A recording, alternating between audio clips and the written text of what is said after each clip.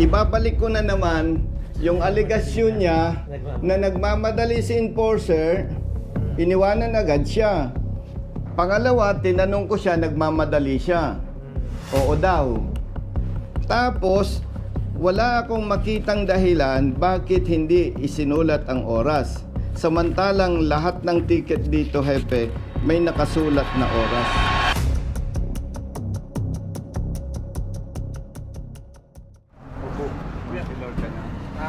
Ano po barangay po?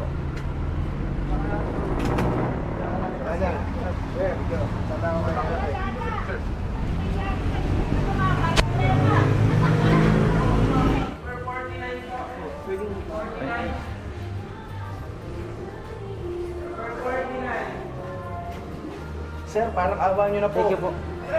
Papapicture po. Ayos ang drama ni brother, ano. Naku, pasensya na po. Taga saan nga, brother? Liliw Laguna po. Ang lakad mo. Anong lakad mo dito? Ano po? Ano po? Plaka lang po. Meron na? Release po. Sir, maraming salamat. Lahat ng siguro. Attorney Rodrigo. Dominic Rodrigo rin siya. Ikaw ang chief.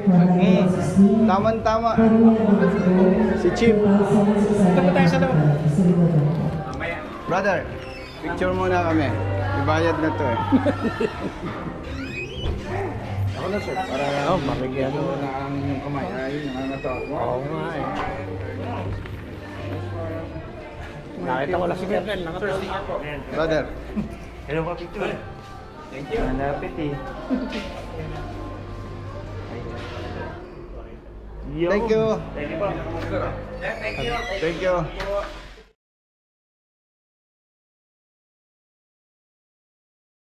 May tao ka bang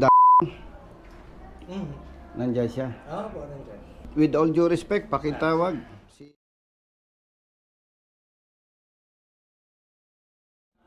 Alam mo naman, advocacy itong atin, ano, naka-record tayo. Wala namang pag-uusapang personal.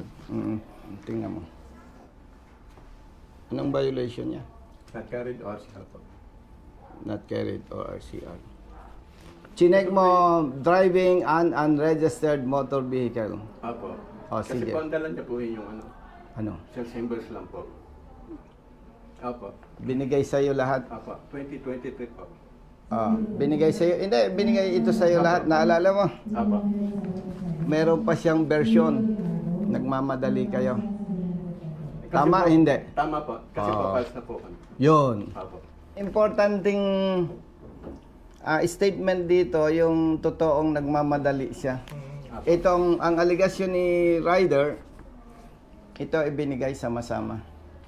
Ipagpalagay na totoo ang sinasabi mo at nagsisinungaling ang Ryder. Bakit mo chinekan ang driving an unregistered motor vehicle? Hepe, oh. Manghuhula ka ba? Hindi po. Kasi po wala nga po siyang... Ay, nako. Kaya daw niya chinekan ang driving unregistered vehicle ay dahil walang dalang ORCR. Opo. Talaga naman po dapat i-checkan kung wala pong dalang Mali. Ito po yun ang presumption. Pag walang dalang ORCR, hindi po rehistrado yung sasakyan. Mali. Presumption po kasi yan. Isinulat niya, not carried ORCR. Saan po? Yan. Ang baba po. Kung ako enforcer, bakit ko sasabing unregistered? Hindi ko pa nga alam eh. Kasi- ORCR, not carried. Apo. Pasensya, mas naniniwala ako sa version ng rider eh. Wala naman pong Ang problema sabi ni doon. rider, nagmamadali. Hepe, tinanong ko sa enforcer mo, nagmamadali. Ngayon, doon sa version Hepe ni rider, sama-sama itong binigay, nagmamadali ang enforcer. Ang pagkasabi, pagka-ticket, Bigyan ko muna kayo. Opo. ibinigay na sa'yo. Opo. Tinanong ko, nagmamadali kayo. Oo daw. O tama ang version ni rider. Apo. Magkakasama daw ito. Hindi ko lang po sure talaga at the time kung dala na niyang ORCR. O sige. Kasi po, sabi ko nga, unang-una, kung mapapansin nyo, hindi naman naka-staple eh. Oh, parang bang... Oh, yan So, ha. assumption hindi yun ko naman- sa'yo? Hindi naman po, wala po akong ginagalaw, ha? Okay, wala naman po yan. So, kahit paano ko pumaka-assume na sama-sama yan, unang-una. Mm. So, siya, di ba? Okay. Tingnan mo nga kung rehistrado o hindi. Oo nga po. Ito po, hindi niya po dala-dala. Hindi, ito pinapakita ko tanong sa'yo. niya, sagutin mo lang yun. Naka-reso po siya galing 3 years po. Roger, tinanong kita kung magkasama ito, sabi mo magkasama. Opo, nakatupi sir. Ito sir oh. Kailan ka nag-picture niyan? Yun din pong araw na yan kasi ito sir yan oh. Ayan po yung ano. Yung Ano Yan. oras? Tingnan mo ka na. Anong oras ka Ayan, nag-picture? sir. Kaya na rin po tumingin. Anong oras ka Alas 7 nag-picture? po. 7:24 po yan. Anong oras ka nahuli? Nandito po. Saan? Ito po. Ay, nawala. Hindi ko nalagyan po. Di ba dapat may nakalagay Opo, na meron oras po. to? Hepe, Oh, hindi na lagyan ng oras. Kunin ko lang po. Nakalagay po yung ano eh. importante yan eh. Oo nga po. Kunin ko lang po yung duplicate po sa akin. Yan Hindi, po ito na sir. yan Diyan sir ako lumapit oh. Sa kasama niya. Hindi, sunod-sunod man po ticket po yan eh. Nung may oras po. Ah, sige, tingnan mo nga. Tingnan ko nga yung iba, brother. Iba. Baka naka... Yung pera po na. Baka mo nga yung batch Pera po ticket na. ng TOP, ha? Apa. Para ma-verify natin yung oras. Tsaka po makukonek naman po sa Cavite. Nagpicture ako ng inko eh. Magkukonek-connect naman po yung kung talagang hindi ko dala. Oo, papunta po Medyo ako malayo Cavite. na yun. Hindi, papunta ka Hindi, Cavite. kasi may Hindi timestamp ibig naman sabihin kami. dala niya ito. Magkasama. Ang aligasyon niya, Hepe, magkakasama ito Ah, check na rin. nung binigay niya.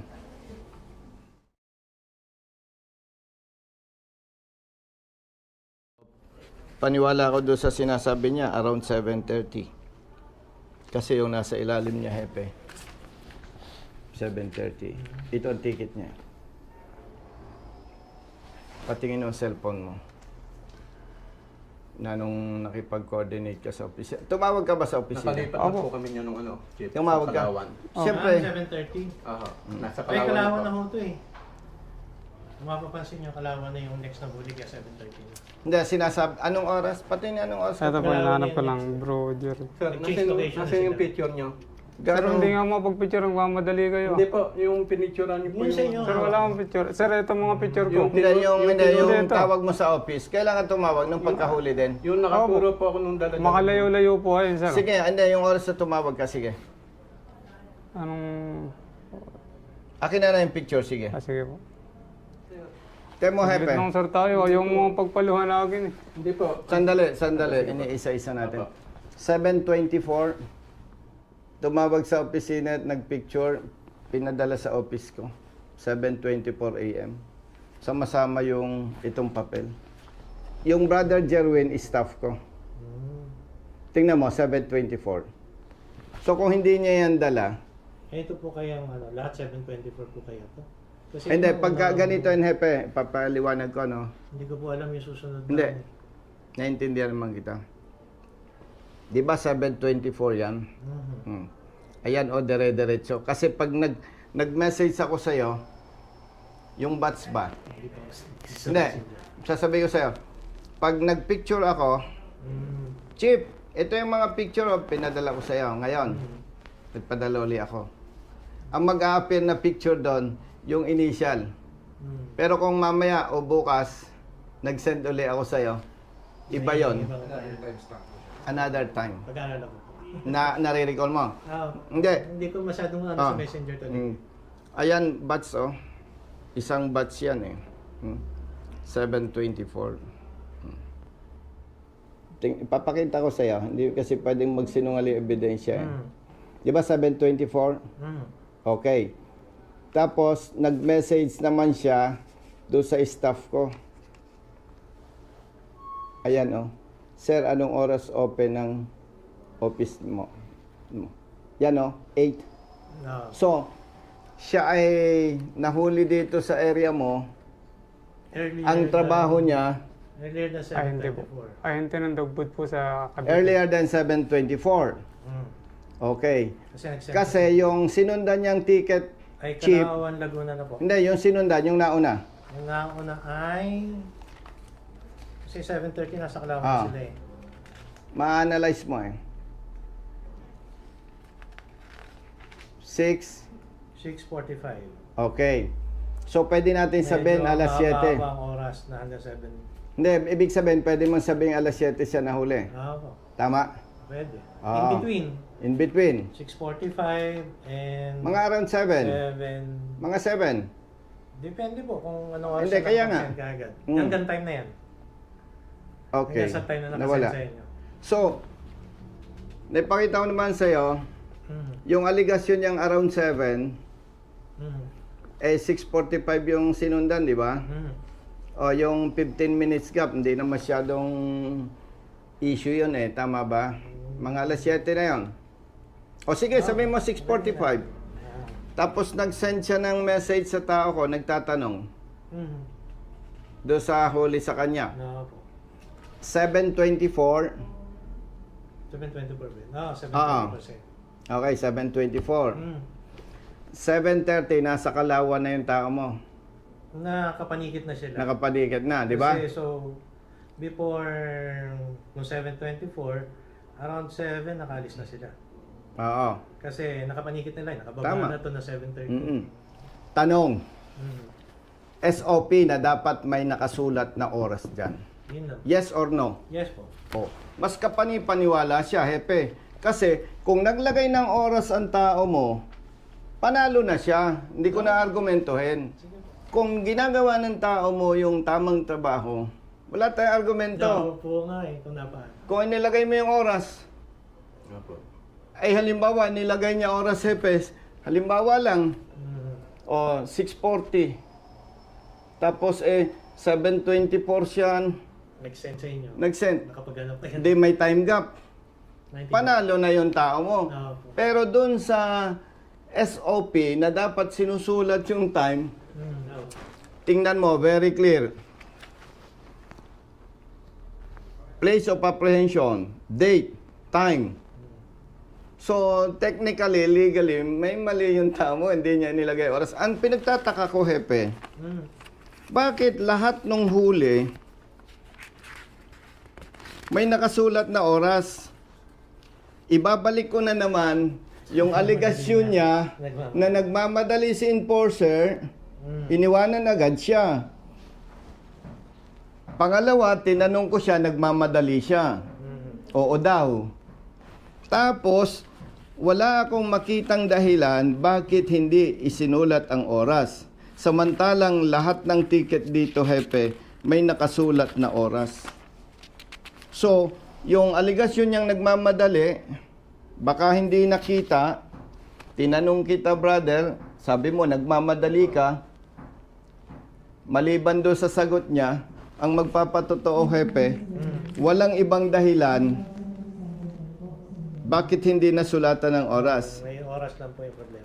Ay siya lang yung walang oras na isinulat. Ganong aalis. Oh. So, without bias, ang conclusion dyan, hepe, totoong nagmamadali siya. At tayo, pag nagmamadali, kahit simpleng dokumento, pwedeng na-overlook mo. Yeah. Pwede, Oh. pwede po nga. Mm. Pwede. Now, ang request ko lang, hepe, dapat sana ayusin ng tao natin ang trabaho. Kasi katulad niyan, absent sa trabaho. Ako from silang, Baka po, layo niya. tumakbo ko. Eh hindi naman ako natulong na parang style padrino. Kasi pag tumawag ako sa'yo, ayusin nga ninyo yan. 100% makikita mo, i-absolto mo siya.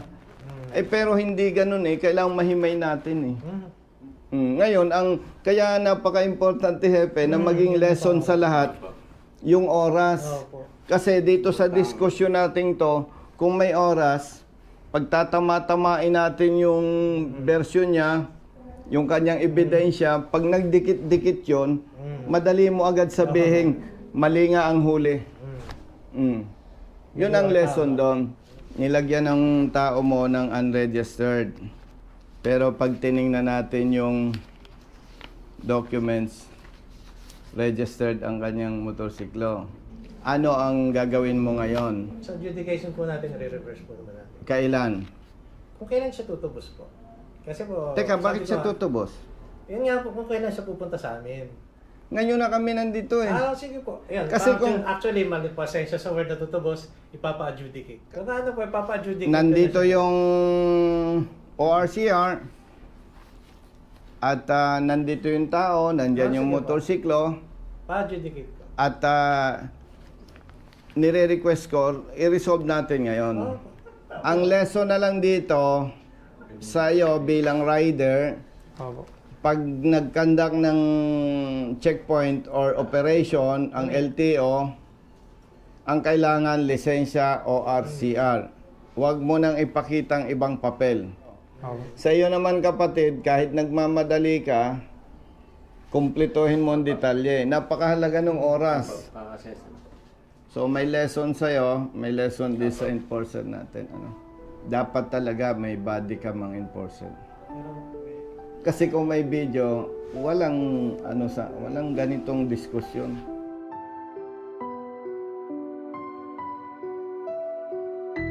Paano? Bahala ka na dyan. Oo, ako na bahala. Iwanan ko na to. Salamat. Salamat. Para may aral pare-pareho. Alam mo na yung aral sa'yo. Kita mo na, abala si Epe. Palis na to eh. Paalis yan. Oh, brother. Thank you. Basta nasa tama may kakampi ka. Nandiyan si Colonel Busita. Nandiyan si Colonel Busita. Huwag ka nang mangamba, di ka nag-iisa. Basta nasa tama may kakampi ka. Nandiyan si Colonel Busita. Nandiyan si Colonel Busita. Bilat sa init, minsa'y basa din ng ulan. Pawis na gumuguhit sa mismo ring katawan. Kadalasang sumisingit, pagod nararamdaman. Ngunit diretso sa pagpihit, kumalaman ng tiyan. Bawat daan ng masikip, pinipilit malusutan. Marating lang ang lugar na